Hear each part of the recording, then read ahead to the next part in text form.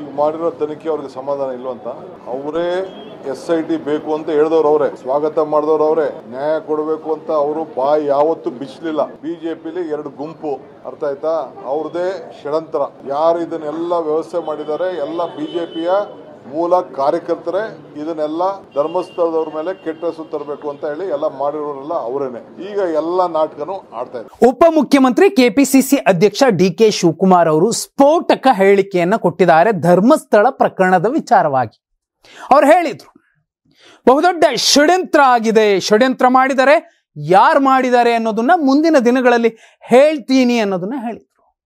ಆದ್ರೆ ಈಗ ಕಾಂಗ್ರೆಸ್ SIT ರಚನೆ ಮಾಡಿದ ಮೇಲೆ ತನಿಖಾಧಿಕಾರಿಗಳು ತನಿಖೆ ನಡೆಸುತ್ತಿರುವಂತಹ ಸಂದರ್ಭದಲ್ಲಿ ರಾಜಕೀಯ ನಾಯಕರ ಹೇಳಿಕೆಗಳು, ಟೀಕೆ ಪ್ರತಿಟೀಕೆಗಳ ಮಧ್ಯೆ ಒಂದು ಸಂಗತಿ ಈಗ ಹೊರಬಿದ್ದಿರುವಂತದ್ದು. ಇಬ್ಬರು ನಾಯಕರು ಷಡ್ಯಂತ್ರ ಮಾಡಿದ್ದಾರೆ ಅನ್ನೋದು DK ಶಿವಕುಮಾರ್ ಅವರ ವಾದ. ಅದು ಬಿಜೆಪಿಯ ಷಡ್ಯಂತ್ರ ಅಂತ ಹೇಳ್ತಿದ್ದಾರೆ. ಅಷ್ಟೇ ಅಲ್ಲ, ತೀರಾ ಒಬ್ಬ ಉಪಮುಖ್ಯಮಂತ್ರಿ ಆಗಿ ಒಂದು ಪಕ್ಷದ ಸಂಘಟನಾ ಚತುರರಾಗಿ ಒಂದು ಪಕ್ಷದ ಕಾರ್ಯಕರ್ತರನ್ನು ಕೂಡ ಆರೋಪ ಮಾಡ್ತಿದ್ದಾರೆ DK ಶಿವಕುಮಾರ್ ಅವರು.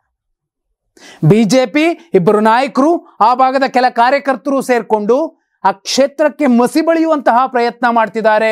ನಾನು ಆರಂಭದಲ್ಲೂ ಹೇಳಿದ್ದೆ ಷಡ್ಯಂತ್ರ ಅಂತ. ಆ ಷಡ್ಯಂತ್ರ ಮಾಡಿರೋದೇ ಬಿಜೆಪಿ ಅನ್ನೋ ಮೂಲಕ ತಮ್ಮ ಹೇಳಿಕೆಯ ಸರಿಯಾದ ಕ್ರಮ ಏನು, ಅದನ್ನು ಯಾವ ರೀತಿ ಅರ್ಥೈಸ್ಕೊಳ್ಬೇಕಿತ್ತು ಅನ್ನುವಂತಹ ಮೆಸೇಜ್ ಕೊಟ್ಟಂತೆ ಕಾಣ್ತಿದೆ DK ಶಿವಕುಮಾರ್ ಅವರು.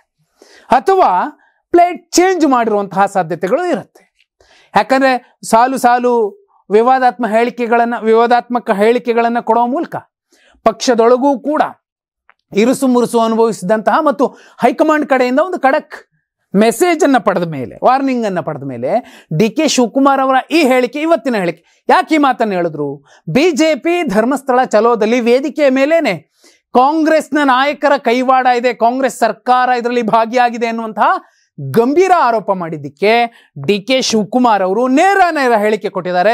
ಈ ಪ್ರಕರಣದ ಷಡ್ಯಂತ್ರ ಮಾಡಿರುವಂಥದ್ದು, DK ಶಿವಕುಮಾರ್ ಅವರ ರೀತಿಯಲ್ಲಿ ಷಡ್ಯಂತ್ರ ಮಾಡಿರುವಂಥದ್ದು ಬಿಜೆಪಿಗರು, ಇಬ್ಬರು ಬಿಜೆಪಿ ನಾಯಕರು ಮತ್ತು ಆ ಭಾಗದ ಕೆಲ ಕಾರ್ಯಕರ್ತರು ಅನ್ನುವಂತಹ ಗಂಭೀರ ಆರೋಪ ಮಾಡಿದ್ದಾರೆ. ಆ ಷಡ್ಯಂತ್ರ ಯಾರೇ ಮಾಡಿರಲಿ, ಆ ಭಾಗದಲ್ಲಿ ಬಹುಮುಖ್ಯವಾಗಿ ಪದೇ ಪದೇ ಕೇಳಿ ಬರ್ತಿರುವಂತಹ ಆ ಇದು ಹೆಸರುಗಳು ಸೌಜನ್ಯ, ವೇದವಲ್ಲಿ ಅಮ್ಮ, ಪದ್ಮಲತಾ, ಯಮುನಾ, ವಾರಿಜ, ಇಂತಹ ಹೆಣ್ಣು ಮಕ್ಕಳಿಗೆ ನ್ಯಾಯ ಸಿಗದೆ ಹೋದ್ರೆ ಅದು ಯಾವ ಪಕ್ಷ ಆದ್ರೂ ಅದು ಕಸಕ್ಕೆ ಸಮ ಆಗತ್ತೆ. ಆ ಭಾಗದ ಜನಕ್ಕೆ, ಪ್ರಜ್ಞಾವಂತ ಮತದಾರರಿಗೆ, ಬಿಜೆಪಿನಾದ್ರೂ ಮಾಡ್ಕೊಳ್ಳಿ, ಕಾಂಗ್ರೆಸ್ ಆದ್ರೂ ಮಾಡ್ಕೊಳ್ಳಿ, JDS ಆದ್ರೂ ಮಾಡ್ಕೊಳ್ಳಿ, ಮತ್ತೊಂದಾದ್ರೂ ಮಾಡ್ಕೊಳ್ಳಿ, ಆದ್ರೆ ಆ ಹೆಣ್ಣು ಮಕ್ಕಳ ಸಾವಿಗೆ ನ್ಯಾಯ ಸಿಗಬೇಕು, ಆ ಕೊಲೆಗಾರರಿಗೆ ಶಿಕ್ಷೆ ಆಗ್ಬೇಕು, ಕೊನೆ ಪಕ್ಷ ಅವರು ಹೇಗೆ ದಾರುಣ ಅಂತ್ಯ ಕಂಡ್ರು ಅದು ಗೊತ್ತಾಗಬೇಕು ಅನ್ನುವಂಥದ್ದು ಆ ಭಾಗದ ಎಲ್ಲರ ಒಂದು ಕಳಕಳಿ ಮತ್ತು ಒತ್ತಾಯ ಆಗಿದೆ. ಇದರ ಮಧ್ಯೆ ಒಂದು ಕಡೆ ಬಿಜೆಪಿಗರು ಕಾಂಗ್ರೆಸ್ ಷಡ್ಯಂತ್ರ ಅಂತಾರೆ, ಕಾಂಗ್ರೆಸ್ಸಿಗರು ಬಿಜೆಪಿ ಷಡ್ಯಂತ್ರ ಅಂತಿದ್ದಾರೆ. ನಿಜಕ್ಕೂ ಎಲ್ಲಾ ಪಕ್ಷಗಳದ್ದು ಷಡ್ಯಂತ್ರ ಅಂತ ಮೇಲ್ನೋಟಕ್ಕೆ ಕಾಣಿಸ್ಬಿಡುತ್ತೆ.